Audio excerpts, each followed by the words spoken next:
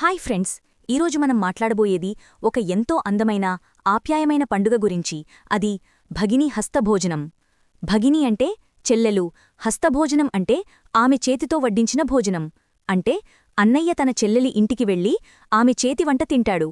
దీపావళి పండుగ చివరి రోజున అంటే యమద్వితీయలాడు జరుపుకుంటాము. పురాణ కథ ప్రకారం ఒకసారి యమధర్మరాజు తన చెల్లెలు యమునాదేవిని దర్శించడానికి వచ్చాడు. యమున ఎంతో ఆనందంగా తన అన్నకు స్వాగతం చెప్పి ఆయనకు తిలకం పెట్టి తన చేతులతో భోజనం పెట్టింది. సంతోషించిన యముడు ఆమెకు ఒక వరమిచ్చాడు. ఈ రోజున చెల్లెలి చేతి వంట తిన్న అన్నకు నేను దీర్ఘాయుషు, ఆరోగ్యం, సౌభాగ్యం ప్రసాదిస్తాను అని. ఆ రోజునుండి ప్రతి సంవత్సరం అన్నా చెల్లెళ్ళు ఈ ఆచారాన్ని పాటిస్తూ వచ్చారు. ఈ పండుగను ఉత్తర భారతదేశంలో భాయిదూజ్ అంటారు. ఈ రోజున చెల్లెలి తన అన్నయ్యను ఇంటికి ఆహ్వానించి ఆయనకు స్వాగతం చెప్పి తిలకం పెట్టి ఆరోగ్యం, ఆయుష్షు కోరుతూ ప్రార్థిస్తుంది.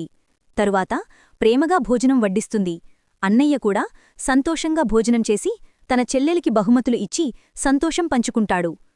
ఇది కేవలం భోజనం కాదు, అన్నా చెల్లెళ్ల మధ్య ప్రేమ, విశ్వాసం, రక్షణకు చిహ్నం.